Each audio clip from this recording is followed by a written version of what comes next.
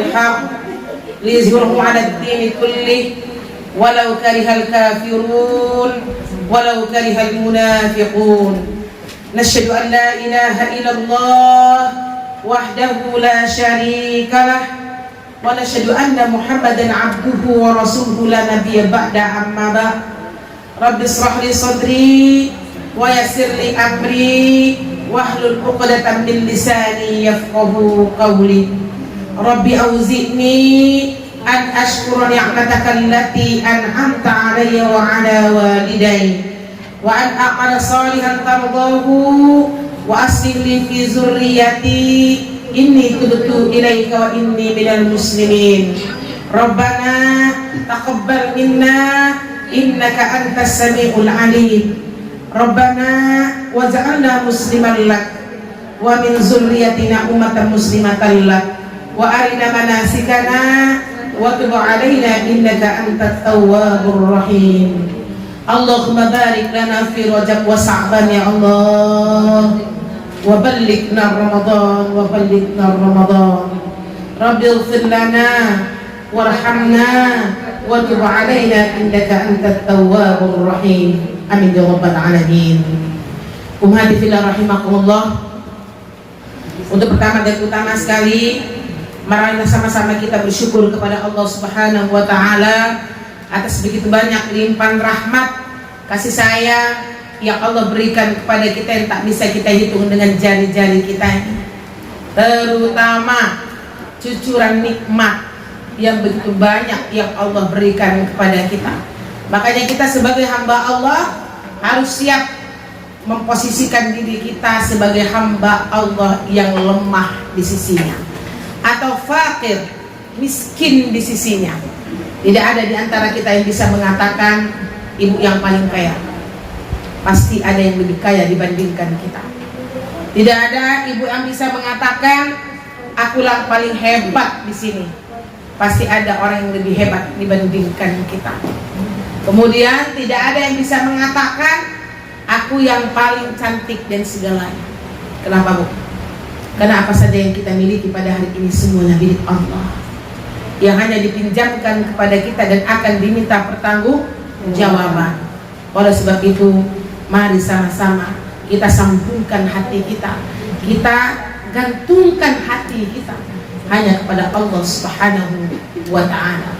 Jikalau hati kita sudah digantungkan kepada Allah, apapun musibah, ujian yang Allah berikan kepada kita, ini menjadi momen kedekatan kita kepada Allah Subhanahu wa ta'ala. Tapi di dalam perjalanan baru aja dikasih ujian sedikit, ibu menjauh atau mendekat, Bu?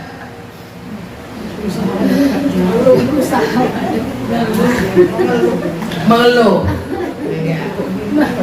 Kalau orang yang sudah terpaut hatinya kepada Allah, ketika musibah itu bahkan membuat dia dekat kepada Allah Subhanahu wa taala. Ahlan wa sahlan Bunda. Enggak apa-apa, Bu. Tafassahu fil majalis. Kasihan bukan di atas dulu tempat duduknya tuh. Maju aja. Nah, maju aja.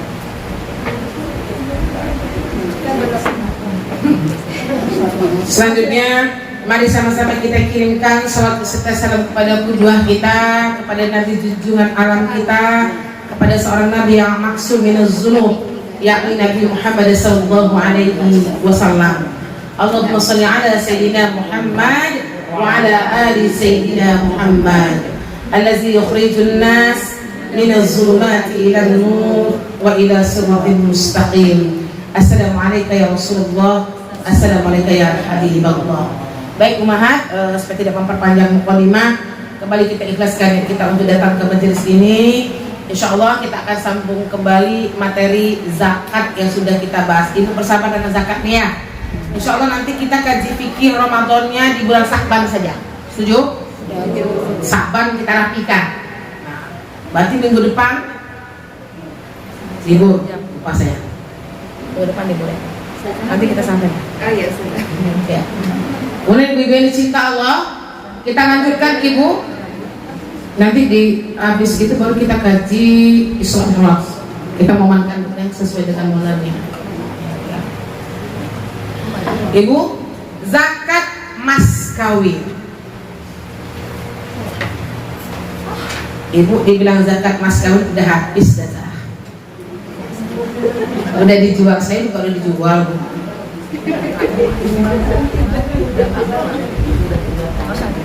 Ya. Ibu, saya tuntut tunjuk tangan.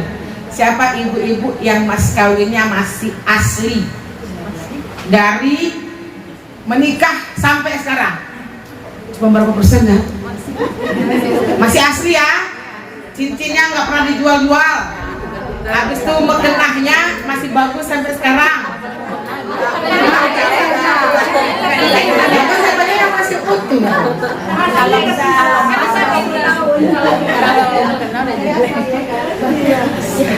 Saya ketika menikah dengan Abi itu, Bu, ibu mau tahu maharnya apa?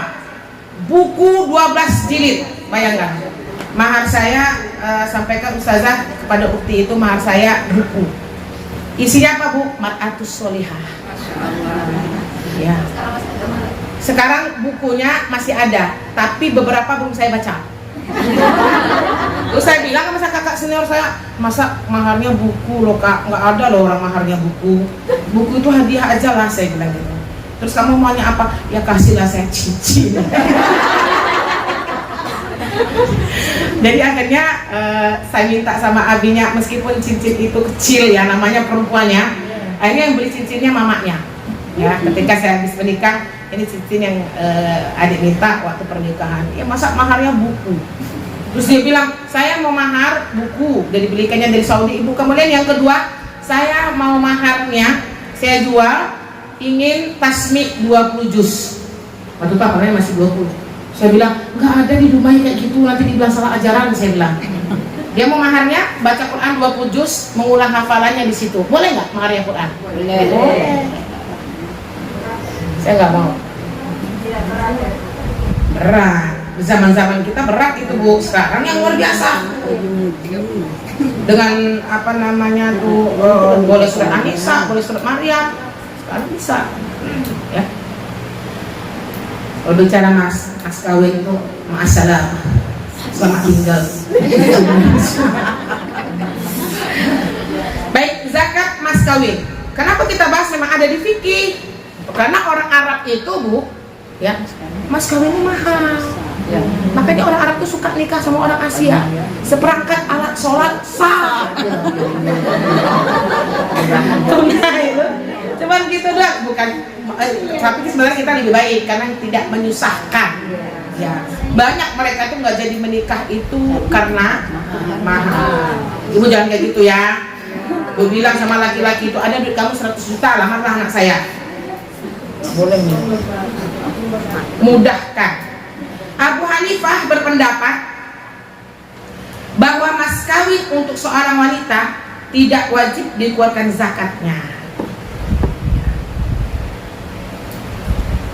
kecuali jika telah diterima pihak mempelai wanita, karena mas kawin merupakan pengganti dari sesuatu yang tidak berbentuk harta. Sebentar dulu ya. Hingga ia tidak wajib dikeluarkan zakatnya sebelum diterima. Seperti halnya piutang tebusan dari budak yang hendak membebaskan diri. Jelas ya? Apabila mas kawin tersebut diterima, jangan dicatat ibu, ini bahasa terjemah, saya terangkan nanti ya. Apabila mas kawin tersebut diterima, juga disyaratkan cukup sampai 1 nisab dan berlangsung selama 1 tahun, kecuali jika selain mahar itu ada harta lain yang 1 nisab. Karena itu, jika mahar yang diterima hanya jumlahnya sedikit, ibu maharnya banyak apa sedikit? Sama kita. Hendaklah ia gabungkan dengan harta tadi, kemudian dizakatkan menurut hitungan yang mencukupi tahunnya. Jadi dia tergolong, kalau Hanafi bilang ya jadi zakat harta lah dia, gitu kan. Nah misalnya ibu punya cincin, misalnya 3 emas, ya 3 emas itu berapa gram, Bu? 7 gram setengah. 7 gram setengah, ya 7 gram setengah kan. Ini kan kemarin kita sudah kaji, Bu, emas ini kalau untuk perhiasan dikeluarkannya berapa? Sekali aja kan. Mungkin ibu sudah punya emas sudah 80 kan. Gabungkanlah cincin ini dengan emas yang ibu miliki, berarti sudah berapa? 87,5 gram emas, berarti dia kena zakat kan? Itu menurut siapa Bu? Hanafi. Ringkasnya gimana sih? Apabila jumlah nggak masalah Bu. Apabila dia berbentuk mal, ya berbentuk harta, maka dia akan dibayarkan zakat apabila memang sampai 1 nisab. 1 nisab itu bukan cincin aja, karena 1 nisab kita, mas kawin kita tuh nggak akan ada kecuali memang orang kaya banget suami kita. Ada ibu dulu Bu yang dikasih 85 gram emas maharnya Bu, sama rumah dulu Bu. udah Sampai Igua meh itu mantap. sampai. Ya, benar-benar yang dicinta Allah. Bisa dipahami Bu Nur? Jadi dia digabungkan dengan zakat emas kita yang lain aja. Meskipun sudah 10 tahun kita pakai Bu, gitu kan. Barulah kita sampai nisab zakat perhiasan kita. Berarti gabungkan dia ke situ untuk bayar zakat. Ngerti Bu? Ini pendapat siapa? Hanafi. Nggak apa-apa lah ibu nggak hafal pendapat siapa. Yang penting saya minta ibu tahu fikihnya saja, ya. Menurut Syafi'i, wanita itu wajib mengeluarkan zakat mas kawin jika mahar tersebut telah cukup 1 tahun. Dia harus mengeluarkan zakat dari keseluruhan hartanya pada akhir tahun walaupun ia belum tinggal bersama suaminya. Tidak ada bedanya apakah mas kawin itu gugur keseluruhannya disebabkan fasakh, murtad atau lainnya, atau gugur hanya separuhnya disebabkan cerai. Berarti apa? Walaupun cerai dia, walaupun nggak cerai, maka tetap harus dizakat.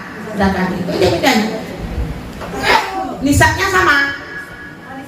Oh sama. Ini aja tambahannya dia ya Bu ya, mencapai 85 gram emas. Ulang Bu. Jadi kalau menurut Syafi'i, dia wajib mengeluarkan zakat emas itu jika ya cukup 1 tahun. Jadi ibu nikah bulan 6, bulan 1, kita puasa bulan 4, itu kan belum 1 tahun ya Bu? 1 belum 1 tahun. Dia harus mengeluarkan zakat dari keseluruhan hartanya pada akhir tahun walaupun dia belum tinggal bersama suaminya. Itu udah jadi harta dia, gitu loh maksudnya Bu. Mungkin suaminya pergi kemana. Tapi ini zakatnya hitungannya udah nyampe nisab. Iya. Ini kan dinyatakan ada sampai nisab, cuma sampai 1 tahun enggak? Iya. Ini dia sesuai dengan nisab Bu. Nisab itu wajib. Insya Allah tetap nisabnya Bu. Yuk.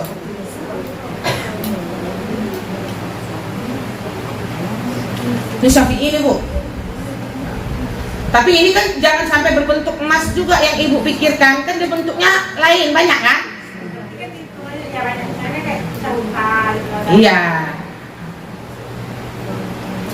Nanti kita bahas misalnya dikasih 1 ekor unta misalnya kan, berarti nanti untanya itu digabungkan. Kapan unta itu wajib zakat? Apabila dia sudah berapa ekor? Nanti masuk tuh pertanyaan Bu Yuli nanti ketika di pertemuan insya Allah ya. Mazhab Hambali, dia berpendapat bahwa mas kawin yang telah disetujui antara kedua belah pihak merupakan piutang kepada perempuan. Saya baca dulu Bu, nanti saya terangkan. Nanti bingung buat catatnya, saya singkas nanti. Jadi hukumnya menurut mazhab Hambali sama seperti piutang-piutang lainnya. Jika mas kawin itu akan diserahkan kepada perempuan kaya, ia wajib dikeluarkan zakatnya. Nanti saya katakan Ibu ya. Apabila telah diterima, hendaklah ia mengeluarkan zakatnya pada waktu-waktu yang telah lewat. Jika mas kawin akan diserahkan kepada orang miskin, pendapat yang lebih kuat menurut Khiraqi adalah wajib dikeluarkan zakatnya dan tidak ada bedanya apakah sebelum atau sesudah menjalani hidup bersama antara suami dan istri. Jika separuh mas kawin gugur disebabkan perempuan tersebut dicerai sebelum disetubuhi, dan ia masih wajib menerima separuhnya lagi. Ia wajib menzakatkan yang diterimanya saja dan tidak wajib mengeluarkan zakat dari mas kawin yang tidak diterimanya. Begitu pula kalau seluruh mas kawin itu gugur sebelum diterima disebabkan fasaknya nikah karena kesalahan dari pihak dirinya sendiri. Apa itu fasakh? Meminta cerai. Meminta cerai. Ibu kalau pergi-pergi ke pengadilan itu namanya fasakh. Makanya ada pendapat maharnya Separuh dipulangkan. ada yang bilang dipulangkan, ya separuh, ada yang mengatakan utuh, ini dari cinta Allah. Jadi apa keterangan dari ini? Maka mahar itu adalah hutang piutang. Bisa paham bahasa saya, Bu? Bapak janji di waktu nikah, kan ada, Bu, saya nikahkan engkau dengan anakku si Fulanah binti Fulanah dengan mahar 100 juta hutang. Boleh nggak? Boleh. Boleh. Tapi kalau ada tunai ada hutang ada. Kan ada tunai, ada hutang. Saking misalnya kan suaminya mau ngasih dia 100 juta, tapi uangnya macet. Hutang ada memang hutang.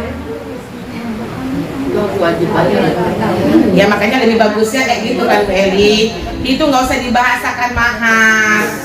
Ya, hadiah maharnya cukuplah seperangkat alat sholat. Tapi kalau dia bersebut, Dek, mahar abang memang 100 juta, dia nggak bayar, itu jadi utang. Itu bahasanya Bu Nur, utang piutang. Ingat lah, abang punya utang sama saya 100 juta, Bang. Nggak rela saya tuh. Ya karena di dalam fikih ada nggak utang suami sama istri? Ada. Ada nggak utang istri sama suami? Wih, pintar itu Sakofah nih. Ada, Bu? Ada. Yang tidak ada itu, Ibu, hutang orang tua kepada anak. Satu itu aja nggak ada di dalam fikih. Walaupun bahasa ibu bilang gini kan, nak pinjam mama duit nak 10 juta nak. Kalau dia minjamnya uang ibu, meninggal mama kita, kalau dia tidak membayar, dia tidak berdosa, hutangnya lunas. Tapi kita sebagai orang tua baik lah, Bu.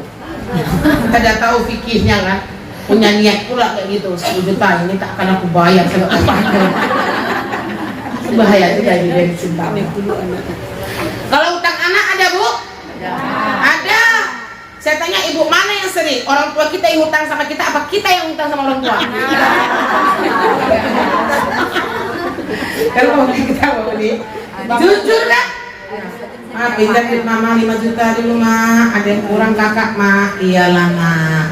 Hutang itu meninggal orang tua kita, ibu jangan diam-diam, Bu. Harus dibilang sama kakak-kakak kita, Dek, Kak, kemarin sebelum mama meninggal, kakak punya hutang sama mama 5 juta. Tapi tidak ada pula penghalalan dari orang tua, kan gitu kan, kecuali mamanya kita bilang, gak apa-apa lah Kak, uang mama gak usah diganti. Itu kan enak ya, Bu. Kemudian uang 5 juta tuh harus diganti, harus diganti. Kan ahli warisnya bukan kita sendiri. Bagi lagi nanti tuh yang 5 juta tuh, kita pun dapat persenannya sedikit.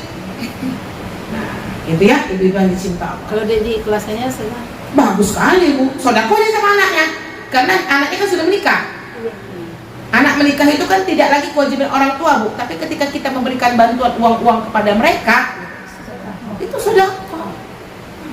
Nah, ya teman-teman, wadillah, itu ya, Bu. Tetap hutang. Kalau ibu bilang, masa sih orang tua ngutangkan anaknya nggak ikhlas? Banyak terjadi di ibu jemaah.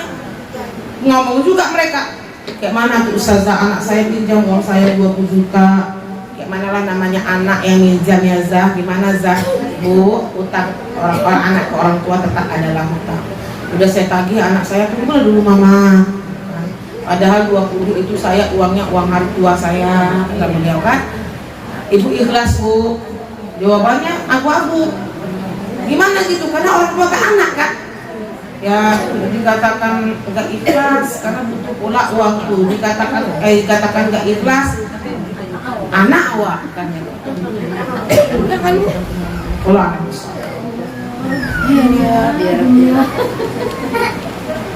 gitu Bu ya. Kita ulang Hambali ini Bu. Imam Hambali berpendapat bahwa mas kawin yang telah disetujui antara kedua belah pihak merupakan piutang kepada perempuan. Itu bahasanya Bu Nur, berarti suami kita berutang kepada kita. Jadi hukumnya menurut mazhab Hambali adalah sama seperti piutang-piutang lainnya, sama utang-utang yang seperti biasa. Paham nggak bahasa saya? Sama kayak utang-utang biasa. Wajib kan? Kalau dek kita udah nikah aja dek, bisa juga kayak gitu. Utang-utang tetap. Jika mas kawin itu akan diserahkan kepada perempuan kaya, paham bahasanya Bu? Kaya perempuan ini, ya. Ia wajib dikeluarkan zakatnya. Kalau akan, berarti belum kan? Akan. Ia wajib dikeluarkan zakatnya. Apabila telah diterimanya, hendaklah ia mengeluarkan zakatnya pada waktu-waktu yang telah lewat. Walaupun dia udah lewat, nah zakatkanlah. Maksudnya Bu, sama kayak ini. Jika mas kawin itu akan diserahkan kepada perempuan kaya, ia wajib dikeluarkan zakatnya. Contoh, ya ibu-ibu yang dicinta Allah, mungkin mas kawin itu sudah kita terima, mungkin sebelum ya sudah dibeli misalnya ya, walaupun belum ada akad. Ini menurut Hambali ini akan, soalnya akan diserahkan kepada perempuan kaya, maka dia wajib mengeluarkan zakatnya ketika dia udah sampai zakat malnya di bulan itu misalnya. Berarti dia ikut tergabung. Paham nggak bahasa saya Bu? Nggak paham pun nggak apa-apa lah. Karena dia memang kayak gini, dia ribet kalau Hambali. Apabila telah diterima, hendaklah ia mengeluarkan zakatnya pada waktu-waktu yang telah lewat. Jika mas kawin akan diserahkan kepada orang miskin, berarti perempuannya miskin, harta aja nggak ada kok. Pendapat yang lebih kuat menurut Khiraqi adalah wajib dikeluarkan zakatnya, dan tidak ada bedanya apakah sebelum atau sesudah menjalani hidup bersama antara suami dan istri. Kalau yang ini bagian dari Hambali ini dia nggak ada nisab, keluarkan aja Bu ya. Yang untuk si miskin ini berarti dia nggak berlaku nisab. Paham nggak bahasa saya Bu? Berarti dia dapat 3 emas 7,5 gram emas kan, berarti kan keluarkan zakatnya 2,5%. Mengeluarkan siapa? Kita perempuan. Yang mengeluarkan perempuan Bu. Awak yang punya Bu. Dua kayu kan? Perempuan kaya. Yang kaya dengan miskin. Miskin apa yang mau dikeluarkan? Ya, itu saya bilang tadi, yang miskin itu tidak berlaku nisab gitu loh. Kalau yang kaya itu pasti dia sampai nisab Bu. Kalau hartanya tuh digabung Yul, kan jadi 85 gram emas tuh gitu kan. Nah, digabungkan ke harta dia. Kalau orang miskin yang dizakati itu cuman yang 7,5 gram aja. Iya. Kasihan banget yang miskin nih, pendapat Hambali ini. Berarti intinya kan wajib zakat boleh. Iya, wajib zakat kalau dia. Jika separuh mas kawin gugur disebabkan perempuan tersebut dicerai sebelum disetubuhi, dan dia masih wajib menerimanya separuh lagi. Paham Bu?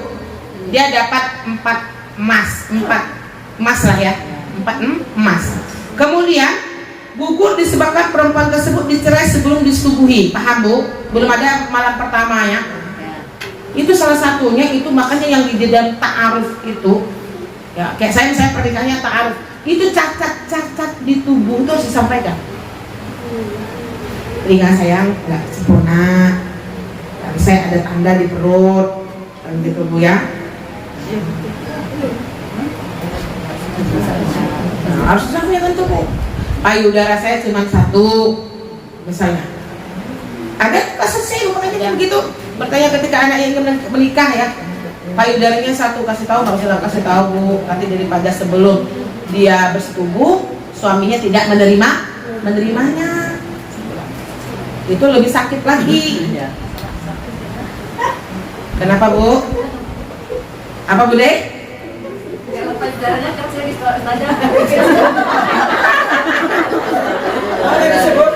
Itu nggak cacat. Kalau dia masih nomor 32 BH-nya misalnya. Itu masih. Wah, Bu, ini kan kajian fikih harus seperti itu memang Bu.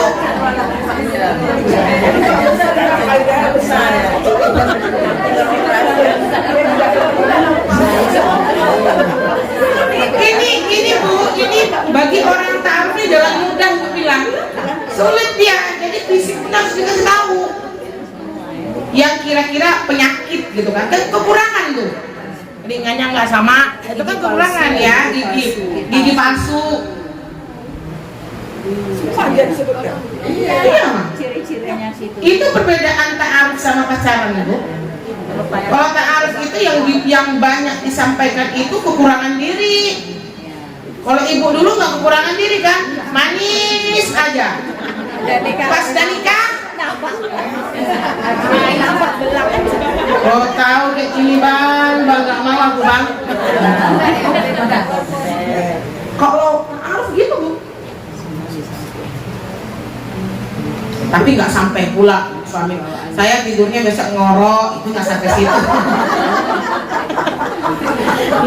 Nggak sampai situ Bu. Dia cacat diri kita. Gitu ya udah ya. Mulai kosong. Jadi dicerai sebelum disetubuhi, berarti kan sebelum ada dia disetubuhi, maka perempuan itu berhak separuh dari mas kawin. Balikkan 2 lagi itu. Biasanya sulit balikkan, lari aja lagi. Kabur ya udah.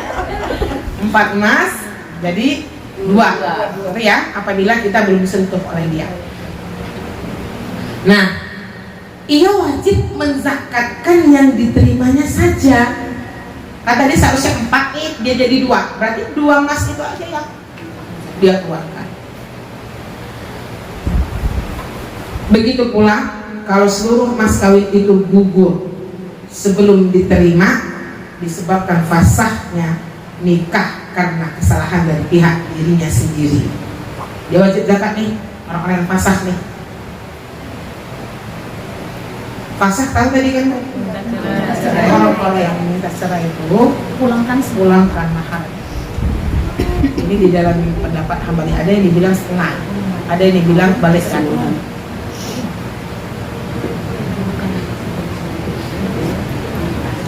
Bisa dipahami Bu? Kalau dari tidak ada lagi barang yang mau dikembalikan diuangkan dulu Bu Emi. Kita uangkan. Kecuali nanti kita fasah kan? Kita fasah nih. Suami kita masalah dan sebagainya, zolim sama kita fasah. Tapi kalau dia ada penghalalan, gimana tentang mas kawin? Nggak udah ikhlas. Nah, itu lain. Silakan. Ulangan miswak, kalau Syafi'i dia ringan Bu. Ya, dia mengeluarkan zakat itu jika mahar tersebut telah cukup 1 tahun. Dan saya baca lagi, ini dia nisab.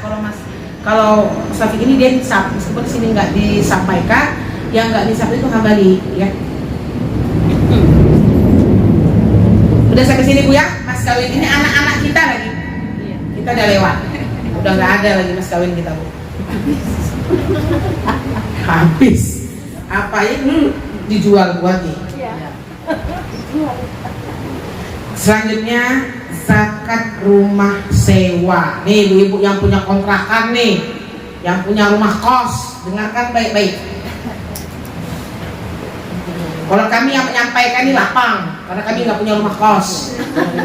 Jadi siap-siap yang mendengar yang ada rumah kos. Ya. Hanafi dan Maliki berpendapat bahwa orang yang menyewakan rumah tidak berhak menerima uang sewa hanya berlandaskan pada akad atau perjanjian Saya baca dulu Bu, sabar ya. Namun ia berhak menerima uang sewa setelah habis waktu sewanya. Hanafi, Maliki ini dahsyat dia. Berarti apa Bu? Dia berpendapat bahwa orang yang menyewakan rumah tidak berhak menerima uang sewa hanya berlandaskan pada akad atau perjanjian. Saya janji ya, sekian saya di sini begini itu nggak boleh. Namun yang paling baik nih, ini pendapat siapa? Hanafi dan Maliki. Kita kan sampai ini kita dengar nanti ya, Hambali. Namun dia berhak menerima uang sewa setelah habis waktu sewanya. Berarti apa? Orang pakai rumah ibu dulu, baru dia bayar. Kalau ibu tak balik kan, bayar dulu, baru ibu tinggal. Inilah banyaknya orang lari-lari ibu. Ya itu dia. Ini pendapat siapa Bun? Hanafi dan Maliki. Karena itu siapa yang menyewakan rumah maka ia tidak wajib menzakatkan sewanya sebelum menerima pembayarannya. Jadi ibu bayar zakat itu setelah ibu terima baru dibayar. Itu lebih terasa ruhnya Bu. Kalau kita kan kita hitung sewa kita, wah karena sekarang. Ini kata siapa? Kata Hanafi dan Maliki. Oke ya Bu ya.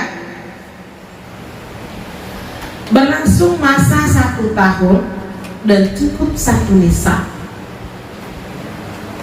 1 tahun 1 nisab. Nisabnya berapa Bu? 76 juta harta ya. Ya dia masuk malah dia profesi apa namanya itu penghasilan 85 gram 1 tahun rumah kontrakan ibu, baru ibu kena zakat. Berarti siapa yang wajib zakat? Ibu yang punya kontrakan. Kalau digabungkan sekitar berapa kemarin? 7 juta berapa? 85 gram emas itu kan kemarin berapa? 70 ya? 76 kemarin Bu, bagilah 12. Kalau rumah kontrakan ibu sekitar 7 juta kali ya, 7 juta kan ya Bu ya, 1 bulan, maka itu ibu kena zakat. Kalau tidak sampai saya ya nggak kena.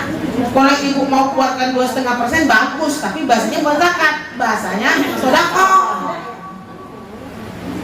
Kan ada nisabnya Bu. Iya. Ya nggak kena nisab ngapain bayar? Tapi kalau mau sedekah silakan. Makanya orang tua kita dulu, nah kalau punya uang 1 juta, 25.000 itu bukan punya kalian. Karena dulu saking berhati-hatinya orang tua kita dulu. Gitu caranya.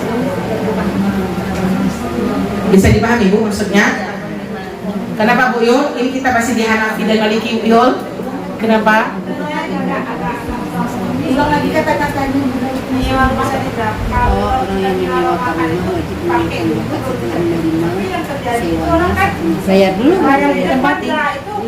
Iya, kita dulu ini kan baru pendapat. Nanti kita simpulkan. Masih ada mazhab Hambali kan Bu? Ini berbeda pendapat di kalangan ulama. Jadi berarti kalau orang-orang Hanafi, Maliki, sistemnya kayak ini dia Bu Yul. Bisa dipakai. Cuma ini berat bagi kita yang gimana-gimana gitu. Lama mana yo? Pakainya dulu baru bayi ya. Kabur yang malam-malam. Sama dengan istri dari. Iya. Bagus token Bu. Yang punya kostum token. Bu, yang banyak harta. Jangan marah Ibu sama saya nak. Sulit Bu. Kita yang menjaga harta atau harta itu yang menjaga kita? Kita yang banyak harta ini yang jaga harta. Jadi orang yang banyak duit tuh nggak tenang bagai lalu gitu loh. Jangan tersinggung ya Bu. Susah tidurnya tuh. Kita lebih senang lihat orang yang nggak punya beban ya. Tengoklah para petani di kampung itu Bu, menyawa, membajak, ya mendaud, bisa memanen. Hidupnya nggak ada beban. Dia cari hidup untuk makan, gitu sekolah anak, selesai. Kita tiap malam memikirkan harta. Ntar lagi nih. Ya kita nggak nolak rezeki sih Bu. Jadilah orang ketika Allah memberikan kita rezeki yang berlebih, jangan lupa kepada Allah Subhanahu Wa Taala. Kita kan maunya kaya, biar kita bisa banyak infak untuk jalan Allah nih kan. Kalau mazhab Hambali, orang yang menyewa itu memiliki hak sewa semenjak berlangsungnya akad. Ini dibilang Bu Yuli tadi. Nah, boleh dia. Terima di awal. Orang yang menyewa itu memiliki hak sewa semenjak berlangsungnya akad. Berdasarkan keadaan itu, nggak usah dicatat, ini memang bahasa terjemah Bu. Ayo Bu pahaminya nanti. Saya kasih terangan aja, ya. Berdasarkan keadaan itu, barang siapa yang menyewakan rumahnya, maka ia wajib mengeluarkan zakat sewanya itu jika sampai 1 nisab dan berlangsung selama 1 tahun. Tapi ibu boleh akadnya dari perjanjian awal. Berarti kalau Hambali udah bayarnya di awal, nggak apa-apa. Tapi kalau ibu punya ruko punya, ya contohnya nih Bu, sewa punya, berarti zakatnya kayak mana? Digabung aja dulu, gabung dulu Bu, gabung, nanti baru kita keluarkan per tahun. Itu ya, ibu dan suka itu lebih mudah menurut saya. Tapi kan ibu kadang-kadang nggak mau ribet kan, misalnya ada rumah kos ibu penghasilannya 10 juta, gitu. Ibu mengeluarkan 2,5% tiap bulan tuh, 2,5% terus, 2,5 boleh tak? Boleh. Biar apa? Boleh. Karena ruko itu biasanya banyaknya sampai nisab. Tapi kalau rukonya nggak sampai nisab, itu yang bahayanya Bu Yul, dia harus menggabungkan dulu kepada rumah sewa. Contoh, ruko ibu cuman 1 tahun itu sewanya 40 juta, kan nggak sampai nisab, kan? Nisabnya berapa? 70 juta sekian kan? Jadi makanya digabungkan dulu dengan harta-harta penghasilan ibu. Meskipun dia sedikit, misalnya kontrakan ibu setahun itu cuma 20 juta ibu dapat. Ruko ibu 40 juta, baru 60 kan Bu? Kemudian ibu punya rental mobil 20 juta, berapa tuh? Nah, itu kan zakat penghasilan ibu. Keluarkan 2,5% yang sudah ada di sana. Yang belum banyak-banyak sudah pohon. Kalau hanya ruko aja masuk. Kalau hanya ruko berapa tahun biaya? Biasanya nggak cukup. Nggak kena. Dia harus kena dulu Bu ya. Berarti kalau ibu mau keluarkan 2,5%-nya itu bahasanya sodakah, bukan zakat. Saya sarankan dulu, karena jumlahnya banyak kan. Karena dia punya nisab. Soalnya dia nggak ada nisab ya.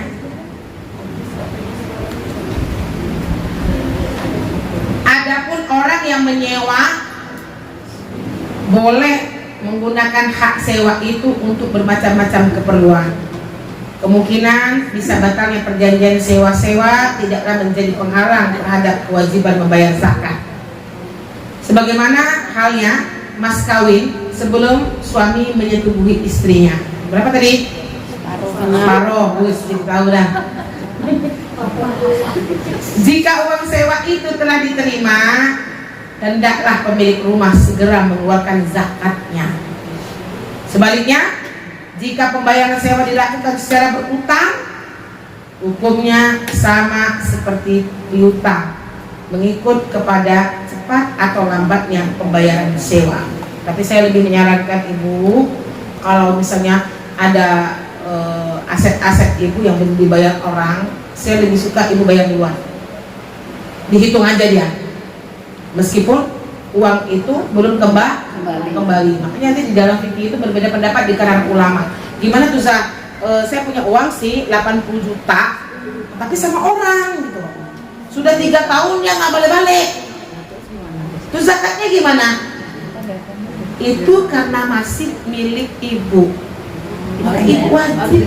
Iya, 2,5%. Kecuali dia bilang nggak mau bayar lagi, berarti kan sudah nggak punya ibu tuh. Ibu nggak wajib untuk berzakat. Itu kalau fikihnya. Jazakallahu khair.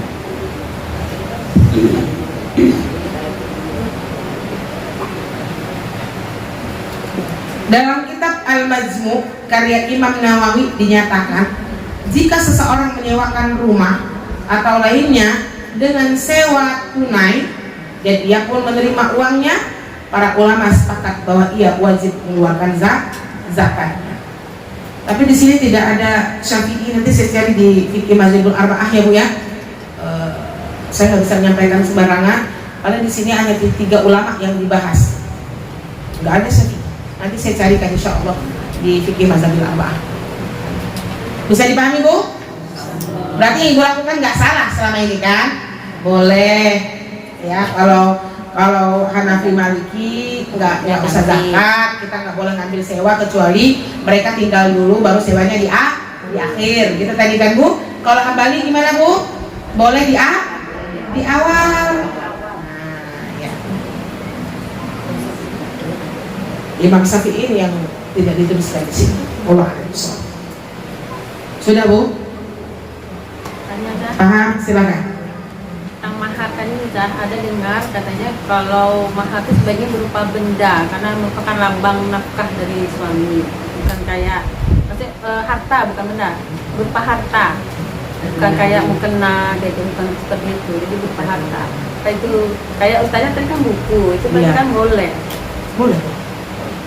Nggak ada itu Bu, karena di dalam fikih itu kalau kita kaji, janganlah menyulitkan seorang laki-laki untuk memberikan mahar. Mahar itu kan memang bentuk kehormatan bagi seorang wanita, tapi sesuai dengan kemampuan. Tapi memang lebih bagusnya memang bentuk benda ya, cincin misalnya. Mahar mobil boleh Zah? Boleh. Rumah boleh Zah? Boleh. Ya berupa harta katanya. Iya, boleh Bu. Dulu di zaman Rasulullah itu bagaimana Bu Fit? Cincin besi. Tarompa. Apa tarompa? Sandal. Kain sarung. Dulu, cuman itu kenapa fikih diterangkan? Ini orang-orang jahiliyah Arab ini Bu Fit, dia ngeri Bu. Kalau masalah mahar nih, bahasanya menjual, memaksakan tidak sesuai kemampuan. Tapi kalau misalnya ada suami kaya, calon suami kaya ngasihnya sedikit, itu pilihnya loh. Karena memang tidak pikir sesuaikan dengan kemampuan. Silakan aja Bu. Berhutang aja boleh ya. Iya, berhutang aja boleh. Tapi jangan lupa disampaikan ini Bu. Nanti utang pula nanti Bu nanti. Kadang anaknya nggak minta banyak aja, orang tuanya nggak. Nah itu dia itu yang mau kita selaraskan dalam syariat itu. Masa gara-gara mahar nggak jadi nikah anak Ibu? Ada uang 100 datang lah. Kalau nggak ada 100 jangan coba-coba datang. Itu yang harus kita nggak boleh kan itu. Makanya kita melihat pernikahan itu ada 4 yang kita lihat kan. Kawin lari boleh? Boleh Bu. Ntar dulu. Saya ngajar mata kuliah itu dulu di PCR tuh udah. Ya. Makanya ada nama di dalam syariat itu nikah lari. Saya tidak mengajarkan nikah lari ya Bu. Kapan Zah? Itu biasanya ketika anak sudah mendapatkan pasangan yang baik, sudah soleh, ya, memang dia ahli ibadah. Mungkin ada satu kekurangannya Bu, dan mungkin dia nggak kaya, ya. Nguruslah anak ini ke uang mau menikah, tapi tidak dapat setuju dari orang tua. Kan banyak kayak gini. Tapi ini berlaku kodi, harus hati-hati memang. Di sini udah sulit di zaman sekarang. Jadi kodi, kenapa misalnya ya orang-orang tua gitu kan? Kenapa mama kamu tidak mengizinkannya? Gini Pak, nggak ada satupun alasan syar'inya. Katanya dia nggak kaya, karena orang tua saya kepingin mendapatkan menantu yang kaya. Pokoknya sampai kapanpun mama nggak setuju kamu. Itu biasanya pihak tua melayangkan surat kepada orang tuanya. Jadi panggil Bu. Sekarang udah nggak ada nih, sulit. Cuma di fikihnya sampai ada. sharing apa gimana nih Bu, anak ibu kita takutnya dozolim kan, dia kepingin kepelet nikah daripada dia berzina dan sebagainya dia. Tapi ya kalau dilihat misalnya orang tuanya memang tidak menerima, memang alasannya tidak syar'i, itu dengan 2 kali panggilan, apabila dia tidak mensahkannya, insya Allah itu dinikahkan oleh qadhi. Tapi itu berat Bu. Coba aja seorang anak menikah tidak disetujui orang tua. Mungkin kita pernah kayak gitu. Kalau bagi yang perempuan itu kan harusnya orang tua laki-lakinya yang Walinya ya. Iya. yang nikah siapa? Wali qadhi. Iya. Hakim ya. Tapi jangan disampaikan ini Bu, karena saya dulu memang ngajar mata kuliah ini ya. Maksudnya ada fikihnya. Coba ini sulit. Habis ini apa mungkin nggak aku anggap kau lagi anakku, itu orang tua. Ku haramkan kau mendapatkan warisan dari diriku. Coba ibu yang pernah yang mungkin menikah tanpa disetujui orang tua, itu sekian tahun kan merawat dulu, sekian tahun tuh Bu, baru bisa ngambil hatinya. Eda-eda ini tidak setuju. Itu buat rusak. Buat rusak kan, apalagi orang Padang, matrenial, orang Medan, patrenial dia kan. Itu yang anu kan, tapi kalau di syariat kayak gitu Bu. Cuma ini nggak bisa lagi fikih ini diawalkan. Ada lagi yang nikah itu kan dia ke UA gitu lah. Di apa namanya yang lain yang enggak Siri. Iya, yang enggak itu gimana sih enggak? Carilah orang yang menikahkan gue. Apa perbedaan siri dengan pernikahan? Enggak tercatat. Itu aja beda. Dia nggak tercatat di catatan sipil, dia punya saksi, dia punya qadhi. Cuman kalau nikah siri ini Bu, yang pertama, ibu tidak dilindungi negara. Satu, Anak-anak juga tidak. anak-anak ibu sulit nanti sekolah. Ini akte, urus aktenya sulit. Dia nggak punya buku nikah, cuman punya kertas selembar aja, ditandatangani oleh qadhi, ada saksi. Secara syariat dia sah, secara hukum dia nggak ada tercatat. Di dalam syariat dia tetap berhak mendapatkan warisan sebenarnya, tapi di catatan sipil enggak. Dia nggak boleh nuntut gitu loh. Kalau dia nggak dikasih, nggak bisa dituntut. Paham bahasa saya Bu? Ibu KDRT ditendang ibu sama suami siri ibu, tuh ibu nggak bisa ngadu di pengadilan. Jadi ibu yang nikah siri sama suami barunya minta banyak-banyak hibah.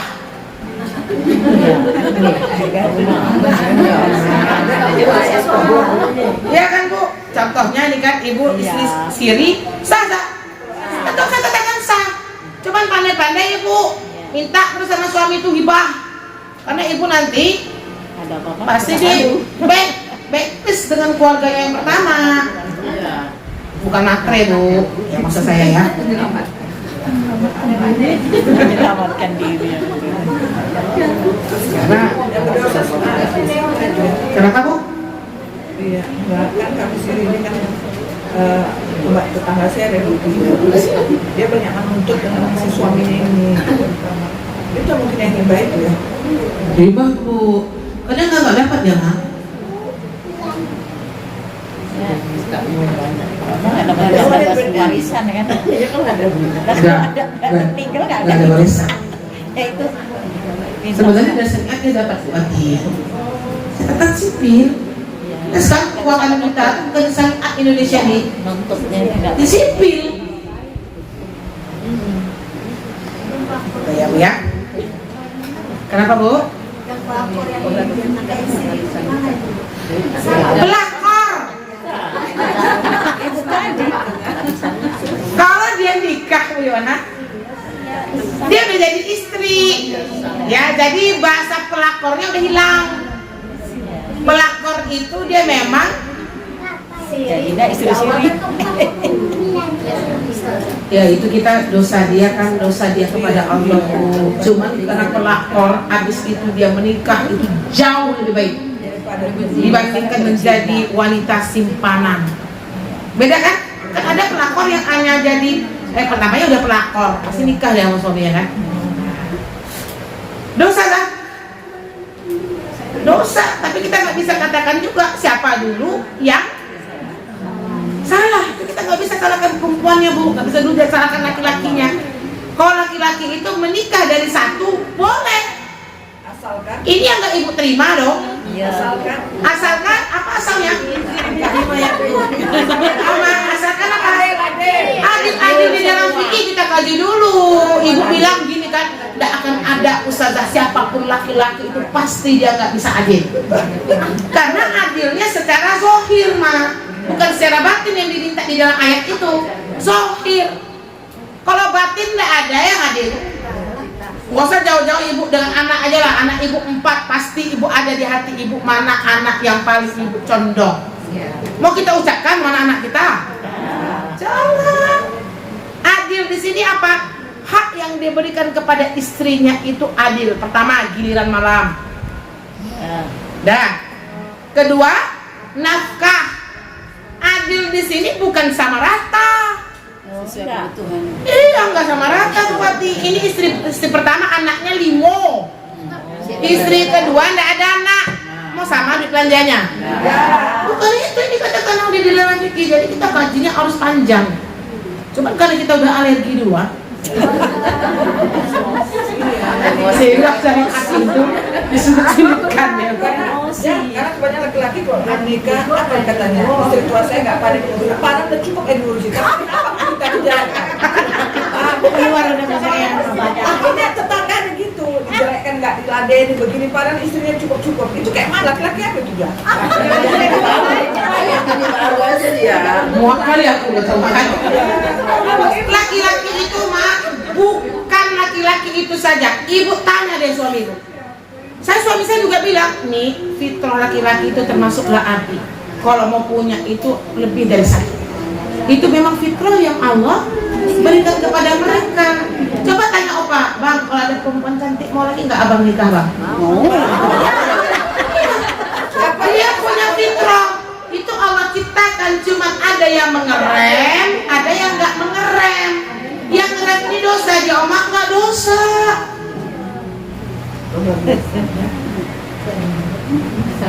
Kenapa Abi nggak nikah 2? Saya bilang, saya nggak bisa, karena nanti saya tahu tipe istri pertama saya pasti kelahi terus.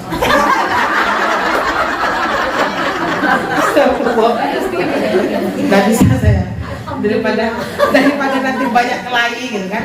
Nggak nyaman di rumah ya gitu ya. Ini sebenarnya pahalanya besar loh mak. Tengok sekarang ibu kan banyak wanita-wanita yang kesulitan. Makanya salah satunya kalau kita mau masuk surga dengan cepat itu memang ikhlas ketika suami berkeluarga. Tapi ini berat ngomongnya.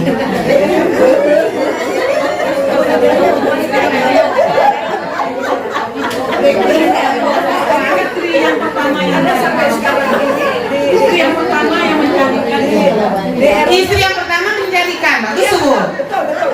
Kejadian dicarikan. Jadi istri yang pertama tidak pernah ikut kegiatan. Jadi saya marah. Kamu, saya kan istrinya juga. Oh istri muda, saya mau istri tua yang hadir. Saya bilang gitu.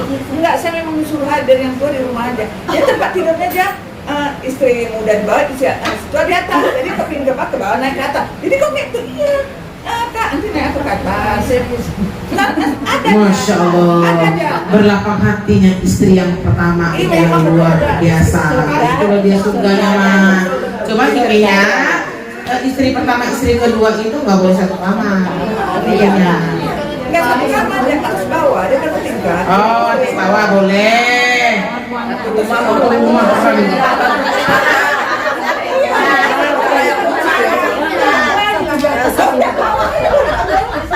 Saya doakan bagi teman-teman yang seperti itu, yang itu mungkin adalah kawan paling memiliki keimanan yang sangat kuat. Mungkin di situ dia mendapatkan surga.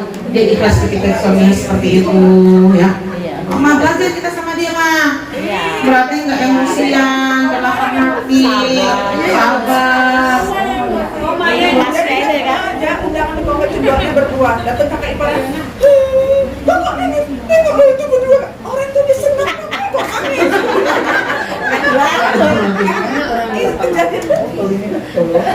Makasih, bismillah. Rahmat Allah. Buka cabang ya. Buka cabang. Jadi kita minta masuk dosa ingat itu yang pertama jangan seudon sama Allah. Satu ya Oma, kita harus berlapang hati meskipun kita belum mampu menjadi orang yang seperti itu, tapi jangan sampai itu menafikan syariat Allah. Itu aja pesan saya. Terpaksa kejadian saya itu. Endingnya agak habis ending. Ini mau zakat perniagaan ini dia panjang. Saya terangkan ibu-ibu pedagang, saya akan terangkan betul fikihnya, persentase-persentasenya. Karena zakat perdagang ini paling banyak pertanyaan dari ibu jemaah. Gimana asetnya dia main dulu, berapa persen, berapa nisabnya Zan? Ya, kita bicarakan zakat perdagangan ibu-ibu yang pedagang ya. Insya Allah. Cukup sekian Umahat. Semoga pertemuan ini pertemuan yang senantiasa ibu rindui, bertemu dengan sahabat-sahabat solihah, ditambah dengan mengkaji ilmu syariat dengan bersemangat. Jangan sampai kita bersemangat hanya membahasnya tapi tidak dipraktekkan. Al ilmu bila amalin kasyad jadi bila zaman, kata Rasulullah.